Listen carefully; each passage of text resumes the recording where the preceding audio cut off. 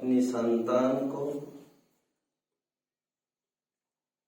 अपने बच्चों को विश्व के सर्वोत्तम मुकाम पर उठाकर रखने की भावना के होने का नाम अभिभावक है। अभिभावक यह शब्द बेसिकली दो शब्दों से बनकर मिलकर बना है, एक अभि और एक भावक।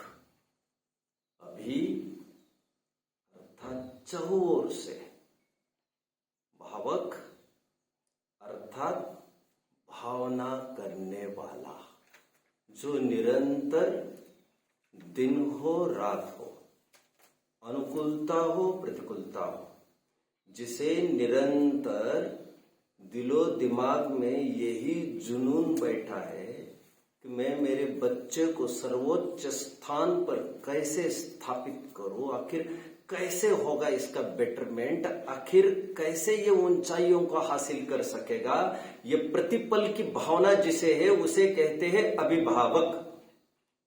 अब ये बात दूसरी है कि ऊंचाई की परिभाषा तो उसे पहले पता होना चाहिए, कहीं ऐसा ना हो जाए कि चौबे जी से छब्बे जी बनने गए थे और चौबे जी से दुब्बे जी बनकर रह गए। ऊंचाई के नाम पर जहां पर बिठाया वो जगह बारूद का ढेर था, इतनी खोखली जगह थी, वहां पर बैठने लायक था ही नहीं, ये तो पहले ही पता होना चाहिए।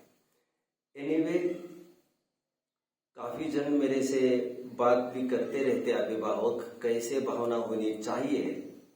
सबसे पहले मैं ये कहता हूँ, अभिभावक जब भी बात करें अपने बच्चों से फोन पर, जब भी इनका टर्न होता है, वीकली टर्न होगा, जैसे जो व्यवस्था होगी, उन्हें पहला प्रश्न पूछना चाहिए अपने वार्ड को, अपने संतान को, बेटा आपका नैतिक प्रोग्रेस कैसे चल रहा है। उनको ये पूछना चाहिए, वे इंटरेस्टेड चाहिए। बोलो धर्म की कक्षा में आज क्या पढ़ा, क्या विषय चल रहा है, उसमें तुम क्या ग्रहण कर रहे हो। In spite of asking the progress, academic progress of science से मैथमेटिक्स का, कुछ स्कूल का रैंकिंग पूछने के पहले why not initiate with this point. And मैं तो यहां तक मानता हूं, समापन में भी यही कहते रहना चाहिए अभिभावकों को, पढ़ाई तो तुम करते ही होंगे और करते ही रहोगे, इसकी तो हमें कोई बात ही नहीं है बड़ी, लेकिन पढ़ाई थोड़ी सी 19-20 भी हो जाए, धर्म की पढ़ाई में कोई कतराई नहीं रखना। एग्जाम्स थोड़े 19-20 भी चले जाए, पढ़ाई तो तुमने काफी की ही होगी एग्जाम्स के लिए। टॉप तो सबको बनने की ललक है, लेकिन बाय चांस कुछ मिस हो जाए, यदि तुम टॉप नहीं कर पाओ, एक्सपेक्टेड मार्क्स को अचीव नहीं कर पाओ, तो इसका भरोसा और विश्वास दिलाना चाहिए अभिभावक को कि नथिंग हैज गॉन रॉन्ग, कुछ भी नहीं छूटा है। यही तो हमारा बताता है भाग्य कि किए हुए पुरुषार्थ भी कार्यकारी नहीं होते। यही तो भाग्य की दुहाई देकर बच्चों को उन्हें इस बात को बताना चाहिए, और हर प्रकार से नैतिक प्रकार से पतन नहीं। वही उदाहरण मैं हमेशा देता रहा हूं। महात्मा गांधी जी ने आखिर तक केटल का स्पेलिंग पता नहीं था, तो उन्होंने जैसे क्लास वालों ने आपस में पूछ पाछ कर सही स्पेलिंग लिख भी दिया, लेकिन इंस्पेक्टर देखने आने वाले थे उस दिन, ऐसा होने पर भी, टीचर के कहे जाने पर भी उन्होंने जरूरी नहीं समझा कि KETTLE लिखे, क्योंकि वे नकल के और कॉपी के अगेंस्ट थे, और इसीलिए उन्होंने, वे मोहनदास एक महात्मा बन गए। हर कोई गांधी नहीं बन सकता, राष्ट्रपिता नहीं बन सकता, उसका मजबूत उदाहरण उनके बचपन के सिद्धांत के ऊपर ही आधारित है। तो मैं चाहूंगा अभिभावक जब भी फोन करे तो वो उनको हौसला दे, वो उनको ये ना कहे बेटा रात में तो भूख लगती ही होगी, रात में तो प्यास लगती ही होगी। वे यहाँ वहां फोन कर करा के वो कोई व्यवस्था चालू हो इसकी खोज करने के बजाय वे ये कहे कि बेटा 2-5 दिनों की बात है, और जब बाकी के जन उसके बिना रह पाते हैं तो आप क्यों नहीं रह सकेंगे? थोड़ा तो पेशेंस रखो। इतना टाइम का संस्कार, दुर्दैव हम तुम्हें संस्कार नहीं दे पाए, लेकिन अच्छे स्थान पर आप गए हो। हम भी अपने में बदलाव लाएंगे और सालों के संस्कार तुरंत टूटेंगे। टूटने के लिए तो तुरंत टूट सकते हैं, लेकिन अंदर की वासना और संस्कार तुरंत टूट जाए जरूरी नहीं, थोड़ी छटपटाहट तो होगी। शराब छोड़ने के बाद जिसे शराब की लत थी, आप क्या समझ रहे हो दूसरे दिन से वो नॉर्मल रहता होगा? उस पर्टिकुलर टाइम पर थोड़ी तड़फन होती होगी कि नहीं, उसको उसे डिस्परेट होता होगा कि नहीं? जिसे चरस गांजा का लत लग गई थी, जिसे किसी लड़की के साथ अफेयर की लत लग गई थी, सातों व्यसन में कोई भी व्यसन है वो करते करते इतना यूज्ड टू होने के बाद आपको क्या लग रहा है?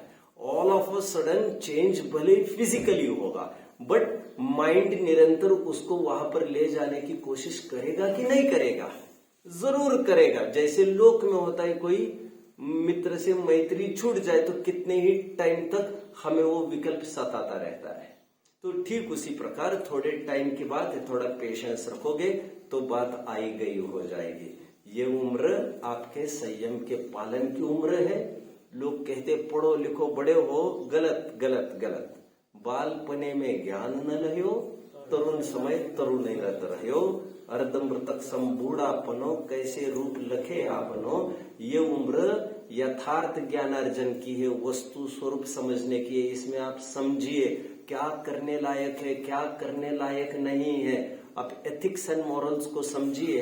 अरे आज तक मैं गलत कर रहा था, ये चोरी ऐसे नहीं करना चाहिए, ये झूठ नहीं। जब आप झूठ चोरी कुशील परिग्रह का समझ रहे हो, आपके पापा आपको वार्न करते हैं सोम कि स्कूल में लड़की के साथ थोड़ी दूरी बनाए रखना, कभी वार्न किया है आपको मम्मी पापा ने?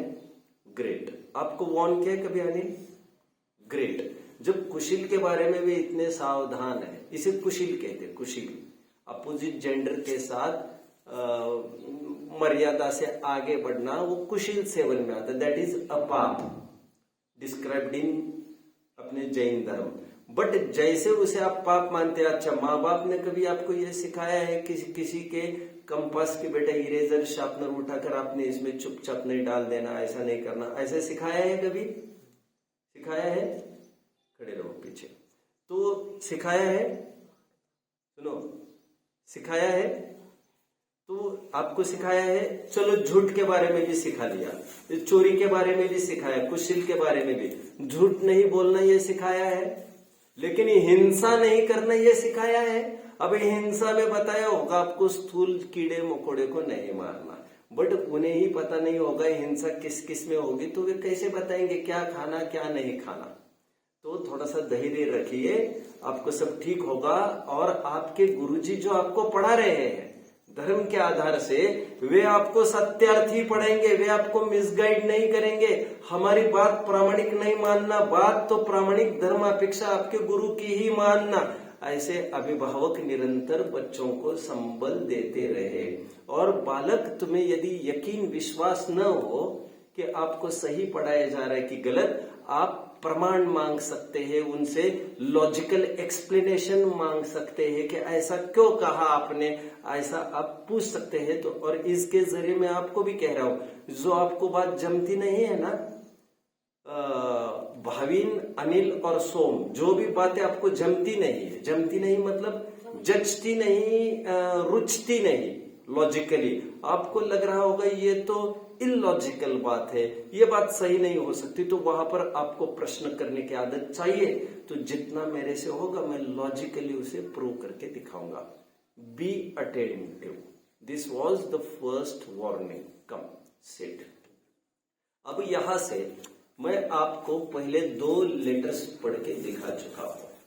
एक तो अब्राहम लिंकन का, दूसरा तो घनश्याम दास बिरला का, कि बेटे को कैसे होना चाहिए, ऐसी दोनों में भावना झलकी। तीसरा letter I have with me today, ये क्या कहता है लेटर, आइए देखते हैं। ये लेटर है स्कॉट फिट्जराल्ड का, स्कॉट फिट्जराल्ड टू हिज, मैं स्पेलिंग बता देता हूं आपको, वो दैट विल बी फाइन। हालांकि सबके हाथ में है ही, लेकिन जो सुन रहे और जिनके हाथ में नहीं है this will help them. Scott, SCOTT Scott, है ना। अच्छा, फिट्जराल्ड FITZGERALD,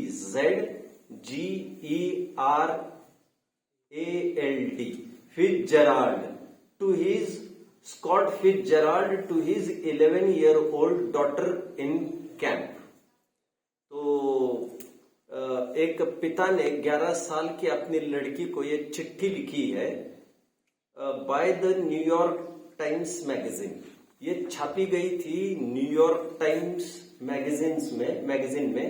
जैसे आप इंडिया टुडे है ना, यहाँ पर एक मैगजीन चलता है, वैसे ही वहां पर न्यूयॉर्क टाइम्स चलता होगा, इंडिया टाइम्स जैसा एक न्यूयॉर्क टाइम्स। उस मैगजीन में ये बात छप कर आई है, ये लेटर। देखो वे क्या कहते हैं। डियर पई, अभी ये पई उनकी डॉटर का नाम होना चाहिए। डियर पई, I feel very strongly about you doing duty. मुझे बहुत अच्छा लगता है तुम अपने अपने काम में सक्रिय हो, चुस्ती से तुम अपना अपना काम करती हो, ये मुझे अच्छा लग रहा है। पहले तो शाबाशी से आगे बढ़ रहे हैं। Would you give me a little more documentation about your reading in French? मुझे थोड़ा सा तुम अपडेट दे पाओगी, जो तुम फ्रेंच पढ़ रही हो आजकल, उसमें क्या अपडेट है तुम्हारा, कितना प्रोग्रेस है, ये मुझे पता नहीं है। अभी आगे के लाइंस बहुत सुंदर है। आई एम ग्लैड, कोई भी इसे गूगल पर सर्च करेगा तो मिल जाएगा ये letter. A letter from Scott Fitzgerald to his 11-year-old daughter in camp. इतना टाइप करेंगे तो तुम मिलना चाहिए। I am glad you are happy but I never believe much in happiness. कितना सुंदर कथन है ये। अर्थ समझे कोई आप में से, कोई अर्थ समझ रहा है इसका? पहले तो कह रहे I am glad that you are happy, लेकिन आगे तुरंत क्या कह रहे हैं? But I never believe much in happiness. क्या कहना चाहते हैं, क्या कहना चाहते, बोलो। वो व्यक्ति को देख के खुश है कि वो अपने काम ठीक से करे और वो उसमें खुश है। राइट, बट वो कह रहे हैं मुझे ज्यादा विश्वास नहीं है इस खुशी में। आई never believe much in happiness मतलब क्या? मुझे ज्यादा उससे मतलब नहीं है कि आप अच्छे से प्रोग्रेस करें। देखो, इसका मतलब ये है, इंद्रिय सुख की बात कर रही है, आपको थोड़ा कठिन लगेगा। हैप्पीनेस मतलब जो खाने से, पीने से, पहनने से, बातें करने से, ओढ़ने से जो सुख होता है, वो सुख सच्चा नहीं है। वो सुख सच्चा सुख नहीं है। वो क्या है? दैट इज कहना चाहिए, मैं दो शब्द आपके सामने रखता हूं, एक प्लेजर एंड एक ब्लिस, एक हैप्पीनेस एंड एक ब्लिस। हैप्पीनेस वह सुख होता है जो मटेरियलिस्टिक वर्ल्ड से एक्सट्रैक्ट किया जाता है, वह सुख जो बिकाऊ होता है। एसी चालू करो तो सुख उत्पन्न होगा। जो बिकाऊ सुख है मुझे उसमें बहुत आस्था नहीं है, कह रहे हैं। बट सच्चे सुख में मेरी आस्था है जो आत्मिक सुख हो। मतलब बाहर की चमड़ी अच्छी और अपन खुश है, दो चार जन ने हमें कॉम्प्लीमेंट्स दिया कि आप बहुत सुंदर दिख रहे हो आज, आपकी शर्ट, आप बहुत हैंडसम दिख रहे हो, तो आप खुश हो गए। बट ये खुशी पर मुझे विश्वास इसलिए नहीं है, कह रहे, क्योंकि योर खुशी डिपेंड्स ऑन बाहर का शर्ट जो बिकाऊ है। और आज तुम इतने खुश रहोगे, खुशी मानोगे, इस शर्ट में, तो एक दिन जिस दिन ये शर्ट फट जाएगा अथवा ऐसा ही शर्ट दूसरा कोई पहनेगा, तब तो आपका सुख तो टॉय टॉय फिश हो जाएगा। तो ये स्थायी नहीं है सुख। तो मुझे बहुत आस्था नहीं है, ये इंद्रिय सुख की बात कर रहे हैं। इंद्रिय सुख समझ में आता है, which is extracted from materialistic world, जो फिजिकल प्लेजर जिसे कहते हैं ना, इंद्रिय सुख, उसकी बात यहाँ पर कर रहे हैं। बट आई नेवर बिलीव, मुझे जरा कंफर्मेशन दे दीजिए, मुझे कितने जन समझ रहे हैं नए बच्चे, क्योंकि आपको तो हफ्ता भर भी नहीं हुआ। Great great great. क्योंकि इंद्रिय सुख समझाने के लिए तो वैसे तो बहुत टाइम लगेगा, लेकिन this is enough now. But I never believe much in happiness, I never believe in misery either.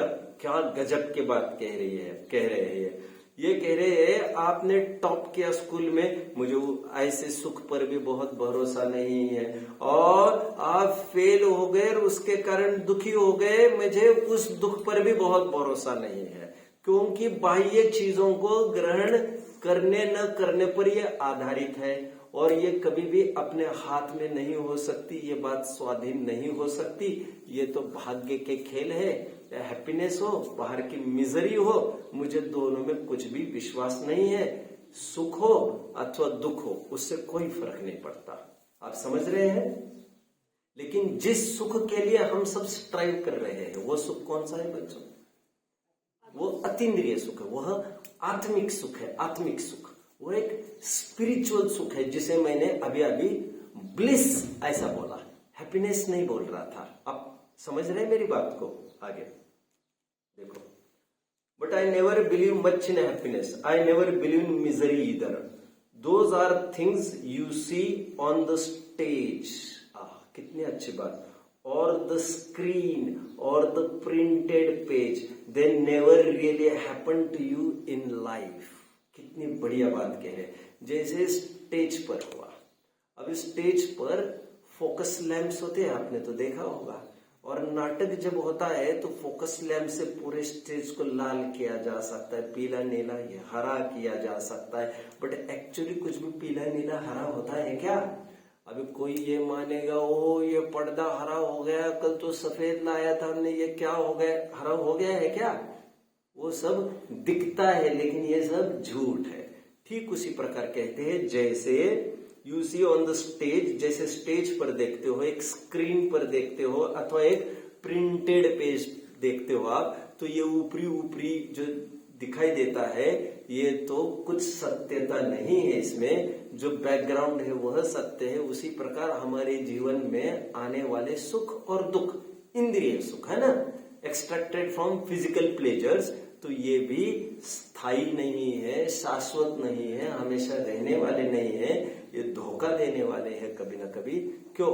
आज सोम को चश्मा नहीं है, लगा नहीं है, भाविन और अनिल दोनों को चश्मे लगे हैं, तो आप क्या समझ रहे हो? आप आंखों पर इतराते रहोगे तो बात बनेगी?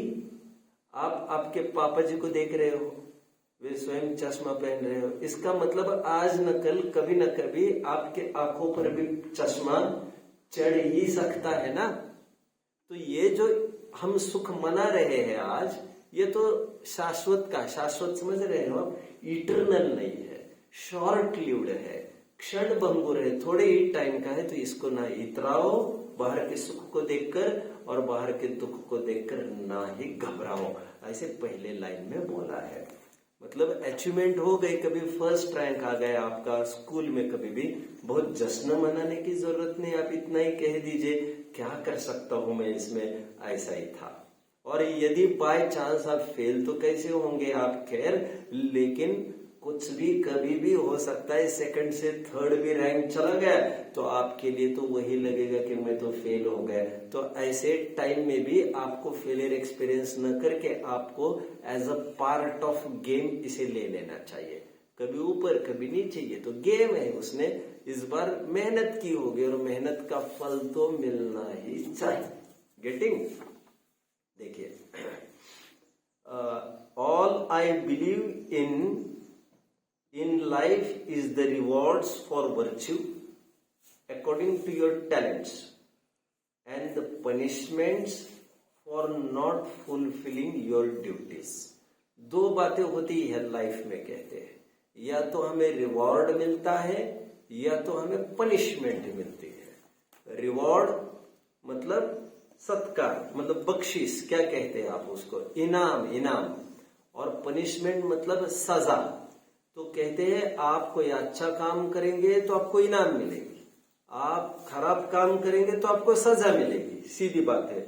विच आर डबली कॉस्टली, और ये सजा मिलना दुगनी महंगी पड़ेगी। क्यों दुगनी महंगी पड़ेगी? एक तो सजा का दुख तो भोगना ही पड़ेगा। जैसे आपने कल का होमवर्क नहीं किया तो उससे दुगना घाटा क्या होगा, आपको डांट पड़ेगी सबके सामने, ये तो घाटा हो ही जाएगा। और वो होमवर्क से कोई तुम बच जाओगे ऐसा तो होगा नहीं, वो तो तुम्हें करना ही करना पड़ेगा। आगे, if there is such a volume in the camp library, will you ask Mrs Tyson to let you look up a sonnet of Shakespeare's? देखो क्या कह रहे हैं, वहां पर एक बड़ी लाइब्रेरी है जहां पर मैंने तुम्हें रखा है पर्टिकुलर कैंप में, तो वहां पर लाइब्रेरी में जाकर कोई लाइब्रेरियन होगी ये मिसेस टाइसन, क्या उनसे जाकर तुम एक पोएम मांग सकती हो उन्हें, शेक्सपियर की। सोनेट एक पोएम को कहते हैं बच्चों, सुना है आपने सोनेट वर्ड? सुना है। 12 लाइन की पोएम को सोनेट कहते हैं। जैसे आपने संस्कृत में होते ना बच्चों, सवयिकतिसा, ये दोहा छंद, अनुष्टुप छंद, गाथा छंद, वैसे यहाँ पर समझ लेना चाहिए सोनेट को। तो Shakespeare, in which the line occurs, lilies that fester smell far worse than weeds. कुछ फूल सड़ने के बाद इतनी, मतलब थोड़ा सा उसमें कुछ होने के बाद इतनी दुर्गंध देते हैं जितनी दुर्गंध तो कूड़े करकट से नहीं आती। इसका मतलब क्या कहना चाहते हैं वो अभी देख लेना चाहिए, डिटेल्ड में पढ़ा भी नहीं रहा हूं आपको। बीच में ही मैं चालू करने के, अभी चालू तो कर ही चुके हैं, आज इसका अंतिम टाइम दूंगा मैं इसके लिए। लेकिन मैं रिकमेंड करूंगा, मुझे टाइम होता, प्रॉपर प्लानिंग होता तो मैं पहले ही 5-7-8 घंटे चला लेता, बट मैं रिकमेंड करूंगा a bunch of letters sent by Pandit Jawaharlal Nehru to his daughter Indira Gandhi, जब शायद वो लंदन में पढ़ती थी इंदिरा गांधी, और तब भी वो 9 वगैरह साल की थी मैं समझता हूँ। तो एक लेटर का बंच लिखा है, पुस्तक ही छपी है उस नाम पर, a bunch of letters from father to his daughter. उसे भी जरूर पढ़ना चाहिए। एक बाप कैसी कैसी शिक्षा देता है बच्चों को, आपको ऐसा लगेगा कि ये तो फिलोसॉफिकल बात हो गई, ये तो दार्शनिक बात हो गई, जैसे 2 फिलोसोफर्स बात करते हैं ऐसे बाप बेटी बात कर रहे हैं। और बेटी तो कितनी उम्र की थी तब, लगभग 9-10 साल की। क्या फिलोसॉफी कर रहे हैं ये कह रहे हैं वो Hindu. Do you know, scientist ने अभी अभी ये डिस्कवर किया है कि जमीन में जीव है। इस रॉक जिसे हम डेड समझते हैं, वो पत्थर पाषाण जिसे हम मुर्दा समझते हैं, ऐसा है नहीं, उसमें भी चेतनता है। ये वैज्ञानिकों ने सिद्ध किया है। फायर में भी चेतनता सिद्ध की है। हमारे जैन दर्शन में बताए हुए पृथ्वी का एक, जल का एक, अग्नि का एक, वायु का एक, वनस्पति का एक, ऐसे 5 स्थावरों को वहां पर वे बोल रहे हैं। और इतनी गूढ़ बात वहां पर बोल रहे हैं, इतनी कॉम्प्लिकेटेड बात लड़की से शेयर कर रहे हैं। जिस पत्थर को हम डेड बॉडी समझते हैं, हम नॉन लिविंग ऑब्जेक्ट समझते हैं, सचमुच ऐसा नहीं है। आप आज तक क्या समझते थे पत्थर को, कंकड़ को? आप तो इतना ही समझते होंगे पुद्गल है ये। और जैसे कोई और स्वयं, मतलब इसको क्या समझ, जैसे किसी ने पूछा ये कौन है, सोहम की तरफ, ये सोम की तरफ किसी ने इशारा करके पूछा ये कौन है, तो आप क्या कहेंगे उनके बारे में? ये जीव है कि अजीव है, ये लिविंग है कि नॉन लिविंग ऑब्जेक्ट है? ये भाभी, इनका शरीर अजीब है, आत्मा अजीब है। लेकिन तुरंत हमें लगता है ये तो लिविंग ऑब्जेक्ट है, बट स्टोन वगैरह ये सब है, ये तो नॉन लिविंग ऑब्जेक्ट्स है, हमें समझना। तो ये गंभीर चर्चा भी वहां पर उठाई गई है। मेरे पास अभी बुक भी नहीं थी, मैंने कोशिश भी की ढूंढने की, नहीं तो मैं उसका भी कुछ एक्सट्रैक्ट जरूर आपको दे देता, लेकिन मैंने सोचा this will be enough for now. हाँ बोलिए। सच्चे सुख को आपने क्या बोला था? आत्मिक सुख। नहीं, जो सांसारिक सुख है वो हैप्पीनेस। हाँ, ब्लिस। अच्छा, ब्लिस वर्ड नहीं सुना आप लोगों ने? BLISS, bliss. इजी है, तो ऐसी कोई बात नहीं है, ब्लिस। ओके, चलिए।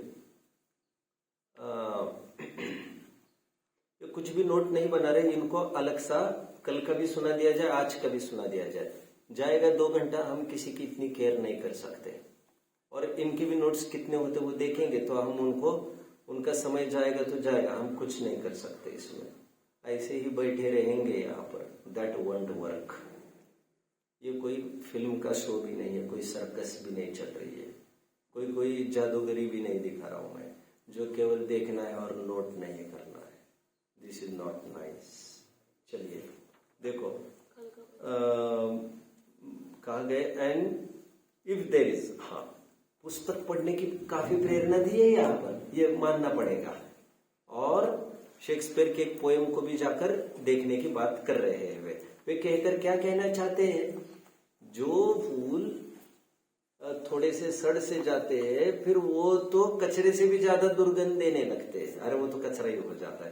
ठीक उसी प्रकार कोई व्यक्ति भी है, वो यदि कुछ कमियों के साथ है, कुछ गलतियां करता है, तो उसको सजा तो मिलेगी, फिर तो वो तो ऐरे गैरों से भी गया बीता हो गया, ऐसा वहां पर बोल रहे हैं। आगे चलिए देखिए, मैं डायरेक्ट नीचे आता हूं और क्या कहते देखिए, half bit I will conclude things to worry about. मतलब आधी चिट्ठी मैंने पूरी कर ली है, कह रहे अभी आधी चिट्ठी में बोलता हूं किस किस का ध्यान रखना चाहिए तुम्हें बेटा। पहला ध्यान कह रहे हैं वरी अबाउट करेज, तुम्हें साहस के बारे में ध्यान रखना चाहिए। वरी अबाउट करेज, मतलब साहसी बने रहना, किसी से झुकना नमना नहीं, ये यहां पर बताया गया, राइट। क्योंकि हर प्रसंग ऐसे होते हैं कि हम नहीं सुनेंगे तब तो हमें दिक्कत हो जाएगी, और 5-6 जन एक तरफ हो गए, हम एक तरफ हो गए, तो ऐसा लगने लगता है हमें तो माननी पड़ेगी, क्योंकि मेजोरिटी विंस, नहीं तो ये लोग क्या कर लेंगे। तो आपको थोड़ा सा बहादुर रहना है, यहाँ पर ये कह रहे हैं, तो अच्छाइयों को नहीं छोड़ना है। वरी अबाउट क्लीनलीनेस, ये तो इजी है, सफाई का, शुद्धता का ध्यान रखना है, सफाई का, स्वच्छता का। वरी अबाउट एफिशिएंसी, अपनी सामर्थ्य नहीं है किसी चीज में अचीव करने की, तो उसकी तरफ ध्यान देना चाहिए तुम्हें, अपनी सामर्थ्य को बढ़ाते रहना चाहिए। और धीरे धीरे आप पाएंगे सामर्थ्य भी बढ़ती रहती है धीरे धीरे। क्या कहा? जैसे आप कितने किलोमीटर दौड़ सकते हो भाविन, कितने किलोमीटर दौड़ सकते हो? 300-400 मीटर।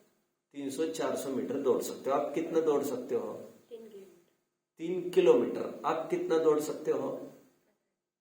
पता नहीं। जैसे अभी कोई 1 किलोमीटर दौड़ रहा है, यदि वो महीने भर रोजाना अभ्यास करता रहेगा ना, तो उसकी एफिशिएंसी बढ़कर 5 किलोमीटर दौड़ने की भी हो सकती है। ऑल ऑफ अ सडन होगी ये नहीं, मतलब योग्यताएं भी घटाई बढ़ाई जा सकती है।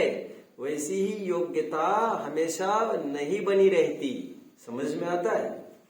चलो आगे।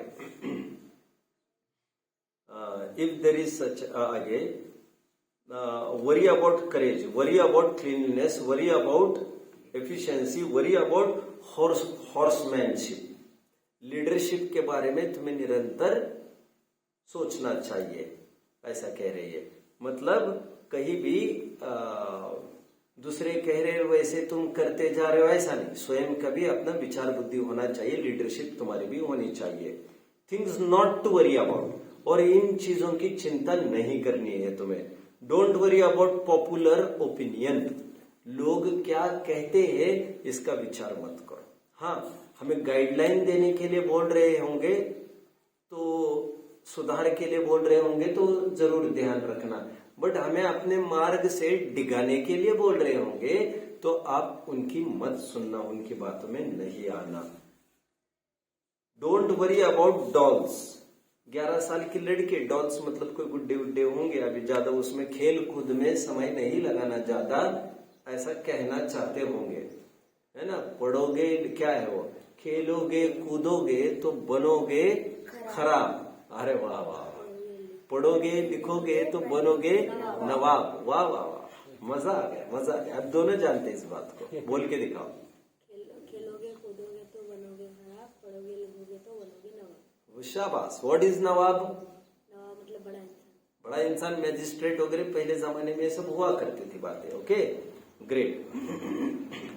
नाउ आगे, don't worry about dolls, don't worry about the past, don't worry about the future. ना भूतकाल का सोचो, ना भविष्य काल का कुछ सोचो। Don't worry about growing up, मुझे जल्दी बड़ा होना है, अथवा ये विकास मेरे में जल्दी आ जाए, इसकी चिंता मत करो बहुत, वो समय पाकर सब आता रहेगा। Don't worry about anybody getting ahead of you, कोई मेरे से आगे निकल रहा है तो उसकी भी चिंता मत करो। मैं पीछे क्यों रह रहा हूं इसका विचार जरूर कर सकते हो, लेकिन कोई मेरे आगे चला जा रहा है इस चिंता में तुम क्यों व्यग्र हो रहे हो, उसकी एफिशिएंसी के अनुसार वो बढ़ रहा है, तुम पीछे क्यों हो, तुम्हारे में क्या, what do you lack in yourself, that can be introspected, उसका परीक्षण हो सकता है। डोंट वरी अबाउट ट्रियम्फ, मतलब विक्ट्री, सफलता के बारे में ज्यादा चिंता मत करो। गेम जीतना है, कहीं एग्जाम में टॉप करना है, जितनी भी विक्ट्रीज होती है, डोंट वरी अबाउट विक्ट्री कहूंगा मैं, simple word. Don't worry about failure unless it comes through your own fault. जैसे कोई काम बिगड़ गया, आप मान के चलिए एग्जाम के लिए आपको आना था यहाँ पर, और किसी ने बाहर से दरवाजा लगा के चला गया, और यहाँ पर आप टाइम पर नहीं आ पाए, और आप एग्जाम में जितने स्कोर करने चाहिए उतने नहीं कर पाए, तो फेलियर तो हो गया आपका। लेकिन इस फेलियर में आपका तो कुछ भी कसूर नहीं है, तो उसकी इतनी क्यों चिंता करते हो? जो दूसरों के कसूर से हुआ है उसको भी इग्नोर कर दो। तुम्हारी कोई कमी होगी तो जरूर उठने का विचार करना चाहिए। डोंट वरी अबाउट, अच्छी बातें आ रही है अभी। डोंट वरी अबाउट मॉस्किटोज, बहुत मच्छर है, इसकी चिंता मत करो। हालांकि मैं तो कहना चाहूंगा आपके पास तो मच्छरदानियां वगैरह होना चाहिए जिसमें आप सो सके, तो आपको किसी मच्छर की फिक्र नहीं होगी और मच्छर को भी आपकी फिक्र नहीं होगी। नहीं तो मच्छर मरते रहेंगे आपसे, तो बेचारे उनको तो उनके प्राण गंवाने पड़ेंगे, आप तो जरा में हाथ साफ कर दोगे। तो don't worry about mosquitoes, don't worry about flies, don't worry about insects in general, don't worry about parents, don't worry about boys, don't worry about disappointments, don't worry about pleasures, don't worry about satisfactions. सब देख पा रहे बच्चों आप? अभी इसमें ऊपर तो एक बात यह आई, वो तो फ्लाइज तो ठीक है, मक्खियों का विचार मत करो, इंसेक्ट्स कीड़े मकोड़े का बहुत विचार मत करो, लेकिन चिंता मत करो, वरी मतलब। लेकिन हमें विचार तो करना है, चलते फिरते समय हमसे किसी जीवों का घात न हो। घास फूस आपको दिखेगी अभी थोड़े टाइम में, जब बरसात चालू होगी तो आपको घास वास पर पैर नहीं रखना, इतना तो आपको ध्यान रखना है। अभी जीवों का ही ध्यान नहीं रखेंगे तो फिर जीव दया कैसे पलेगी? जीव दया ही नहीं पलेगी तो मृदु परिणाम ही नहीं होगा, तो ऐसे कठोर परिणाम में आप आत्मा की बात सुनने के लायकात काबिलियत लाओगे कहां से फिर? डोंट वरी अबाउट पेरेंट्स लिखा है, उसमें क्या समझना चाहिए? डोंट वरी अबाउट पेरेंट्स में माता पिता का विचार मत करो, ऐसा समझना चाहिए? क्या समझना चाहिए? क्या समझना? जैसे मान के चलो पता चला मम्मी बीमार हो गई, अब आप यहाँ पर चिंता में लगे हो, आपकी चिंता से वे ठीक होंगे क्या? उनके ठीक होने के लिए जो जो भी उपाय है वो किए ही जा रहे हैं वहां पर, और आपकी जरूरत होती तो आपको लेके जाया जाता। आप यहाँ पर बैठकर भले आदमी वहां की चिंता क्यों कर रहे हो? इसीलिए तो मैं हमेशा कहता हूं कि विद्यार्थी जीवन में सूतक पातक भी नहीं पालना चाहिए। थोड़ा सा दूर बैठकर ही अपन अपना अध्ययन करते रहे, क्योंकि घर से बिल्कुल आपको कांटेक्ट लेस रहना है। घर वालों को भी आप बताए कि कोई जन्मा कोई मरा, ये सब बातें मैं तो घर पर आने के बाद बता सकते हैं आप, या तो थोड़े टाइम के बाद। ऐसा सूतक पातक कितने जन समझते हैं? अच्छा, आप तो सब शहर वाले हो। आप एक मुंबई के, एक पुणे के, और लगभग ये भी एक शहर के ही है। अभी ये सब बातें बहुत कम लोग जानते हैं सूतक और पातक की। ठीक है, डोंट वरी अबाउट बॉयज। कुछ होंगे कोलाहल करने वाले बच्चे, तो उनकी भी चिंता नहीं करना। Don't worry about disappointments. यदि नाराजी हो जाए किसी फेलियर को लेकर, तो उसकी भी ज्यादा चिंता मत करो। Don't worry about pleasures. ये एसी तो मेरे रूम में निरंतर बना रहेगा ना, ऐसा तो नहीं होगा ना कि ये रूम बदल कर मुझे दूसरी दी जाएगी, फिर एसी चला जाएगा। इतनी चिंता मत करो अबाउट प्लेजर्स। प्लेजर मतलब इंद्रिय सुख की बात की यहाँ पर, राइट। डोंट वरी अबाउट सेटिस्फैक्शंस, मतलब जो अच्छा लगा आपको, इंद्रिय सुख की बात कर रहे, उसका भी आपको फिक्र नहीं करना चाहिए। ना इंद्रिय सुख की फिक्र करना चाहिए, न इंद्रिय दुख की फिक्र करना चाहिए। तो दुख तो इंद्रिय ही होता है, खैर। तो फिक्र दोनों की मत करिए, ना सुख की ना दुख की। क्यों? सुख की फिक्र करते रहोगे, उससे सुख के साधन बने रहेंगे, ऐसा नहीं। गाड़ी बंगला मोटर बना रहेगा, ऐसा नहीं।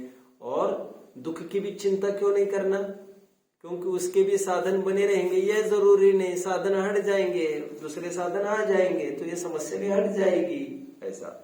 और मूल तो समस्या हमारी बाहर के साधनों से है ही नहीं। हमारा सुख दुख हमारी विचारधारा ही तय करती है। Things to think about. अभी इन बातों पर सोचना कह रहे हैं। बस अभी 2-3 मिनट का बचा है, अपन इसे पूरा कर देते हैं। What am I really aiming at? मेरा मूल में गोल है क्या? How good am I really in comparison to my contemporaries in regard to? मतलब मैं कहाँ उतरती हूँ मेरे पियर्स के साथ, मतलब मेरे जो कंपेनियंस है, सहपाठी है मेरे, को फेलोज है मेरे, क्लासमेट्स है मेरे, उनके बराबरी में मैं कहाँ खड़ी होती हूँ, ये तुम्हें सोचना चाहिए। ऐसा पिता पुत्री को कह रहा है। How good I am really in comparison to my contemporaries in regard to scholarship. छात्रवृत्ति उन्हें मिली है और मुझे नहीं मिली है, तो ये तो विचारणीय बात हो गई। मतलब हम कहाँ कम पढ़ रहे हैं? कहीं ऐसा तो नहीं कि हम गलत कामों में उलझ रहे हैं? Do I really understand about people and am I able to get alone with them?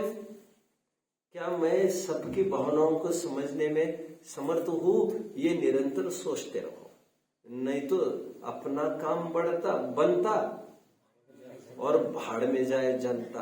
अपन आपने देख कर ले रहना और अपने अड़ोस पड़ोसियों की चिंता नहीं करना, ये तो बड़ा स्वार्थ हो जाता है ना। तो सबकी चिंता हमें करना चाहिए। लेने दो, थाली में एक रोटी थी और उनको भूख लगी थी, उन्होंने ले ली, ले लेने दो उनको। अभी फिर लेने गए, फिर दूसरे ने उठा दी, ले लेने दो उनको। तो थोड़ा सा बड़प्पन आपको रखना चाहिए। Do I really understand about people and am I able to get along with them? Am I trying to make my body a useful instrument और एम आई निग्लेक्टिंग इट? अंतिम, क्या मेरे बॉडी को, मेरे इंद्रियों को, बहुत अच्छी भाषा में, क्या मैं उनका सदुपयोग कर रही हूँ कि दुरुपयोग कर रही हूँ? ये भी निरंतर सोचना कह रहे हैं। क्या है इंद्रियों का सदुपयोग और दुरुपयोग, जरा बताओगे? कान का सदुपयोग क्या है और कान का दुरुपयोग क्या है? जरा मुझे कोई बताओ, बोलो आनंद। कान का सदुपयोग ये है कि हम कान से जिनवाणी सुन सकते हैं, प्रवचन सुन सकते हैं, अध्ययन कर सकते हैं। और दुरुपयोग ये है, लौकिक परिवेश में क्या कहोगे? ये तो धार्मिक परिवेश में आपने कहा हम कान से जिनवाणी सुन सकते हैं, भक्ति भक्ति सुन सकते हैं, ये तो बात सही है आपकी, और ये बड़े मार्के की और महत्वपूर्ण बात है। बट लौकिक परिवेश में, क्योंकि चिट्ठी लौकिक परिवेश में लिखी गई, बड़े लोग के मतलब रास्ते पर चल सकते हैं, सुन के उनकी बातें, उनके प्लेजर। राइट। और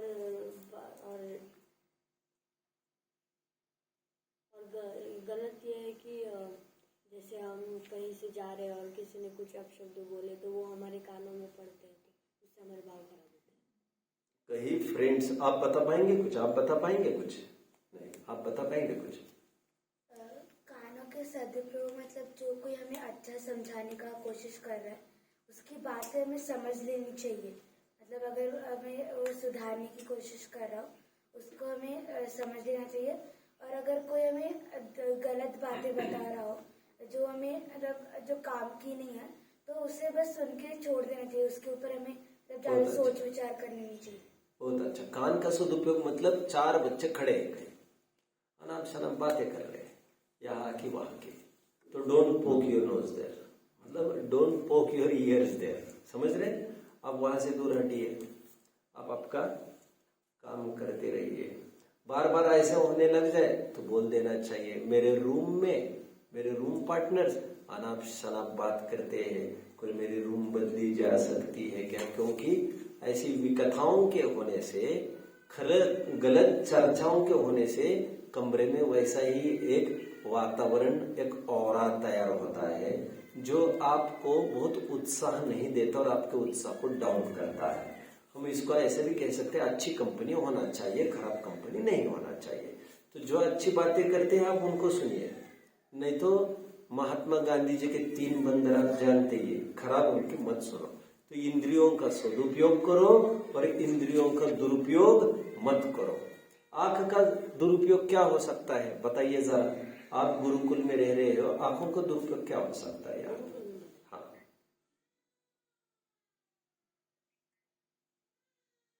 सिंपल।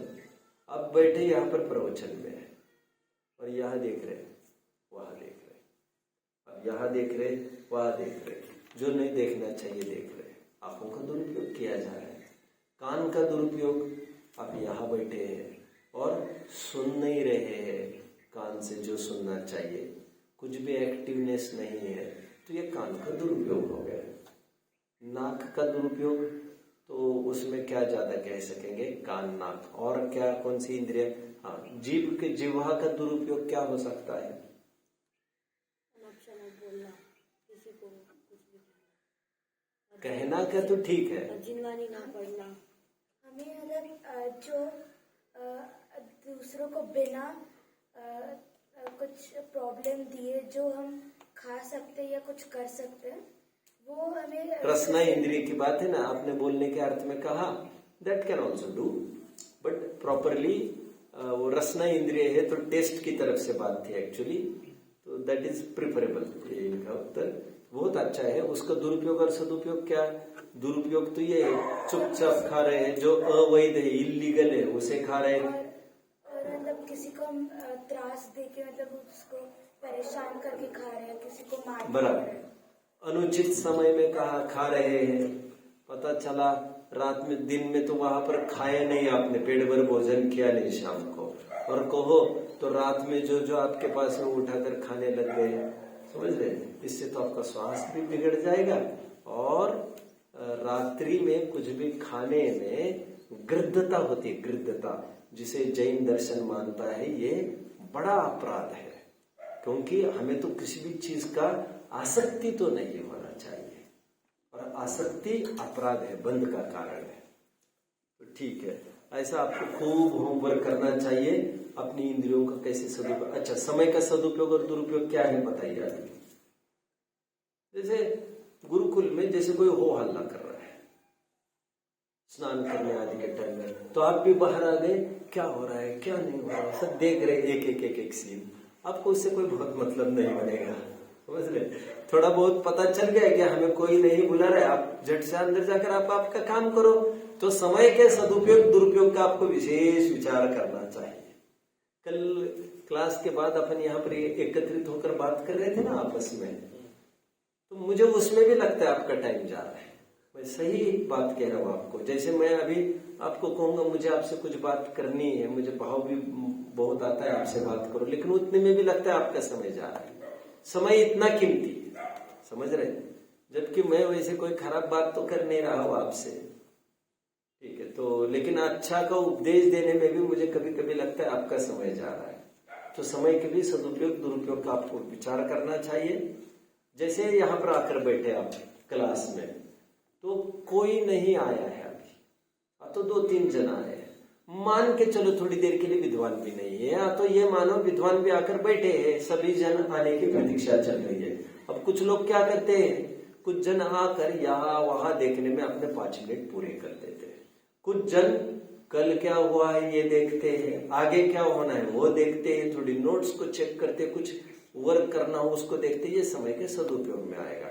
और आपको समझना चाहिए, मुक्ति दीदी जब स्कूल में थी ना, तो specially 7th 8th 9th 10th में, तो रिसेस में ब्रेक में जैसे 20 मिनट का ब्रेक होता है, मैं आपको तो एक बता रहा हूँ, तो सभी जन ब्रेक के बहाने टिफिन खाने के लिए चले जाते थे बाहर, लेकिन मुक्ति केवल 10 मिनट में मान के चलो टिफिन हो गया उसका, तो और उसके पास टाइम है, तो उसे वो प्रिफर नहीं करती थी कि 10 जनों के बीच में खड़े रहो और बातें करते रहो। वो झट से दौड़ के आती थी, रोजाना अपने स्कूल बैग में बुक भी लेके जाती थी जो वो निरंतर पढ़ती रहती थी।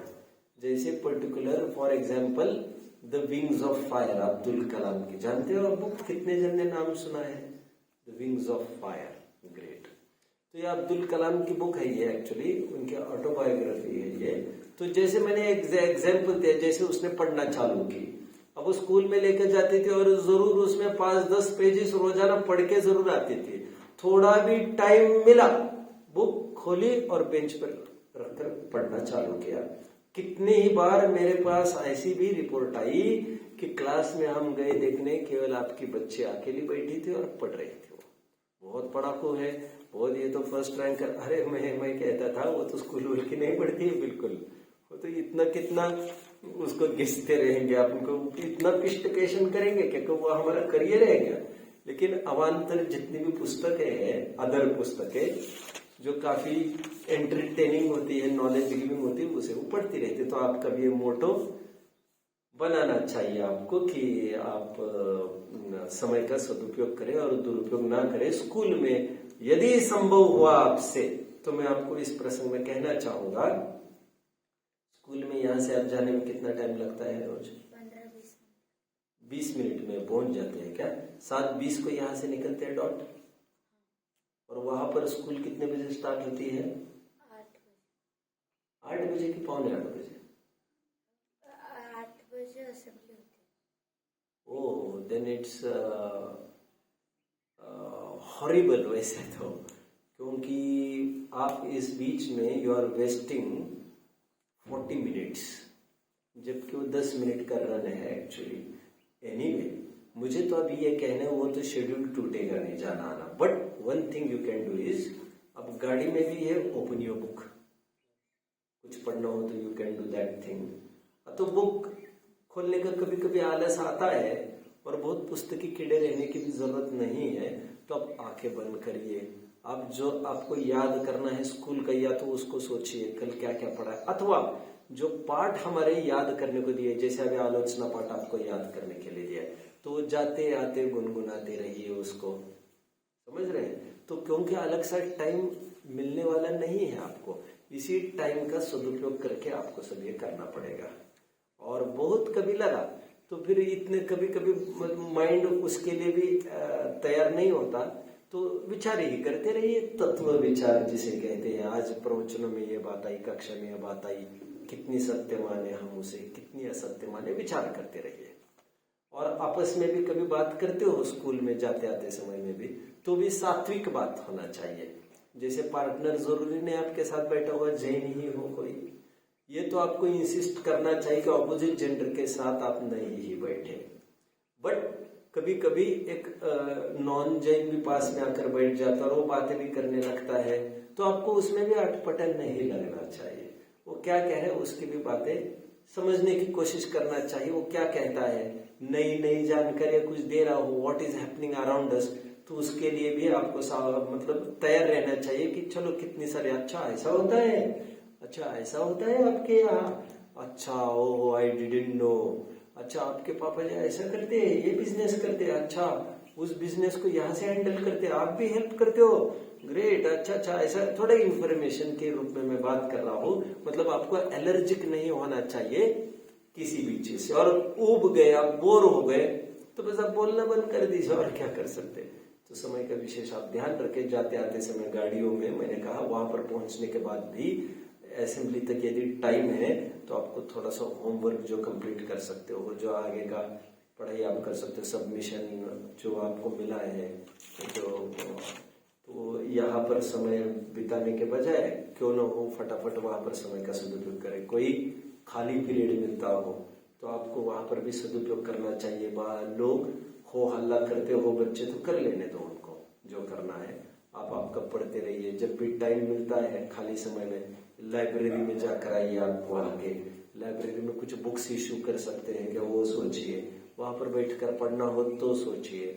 टाइम्स ऑफ इंडिया वगैरह कोई न्यूज़पेपर आते हैं, उसको कभी पेजेस टर्न करने हैं तो ऐसा सोचिए।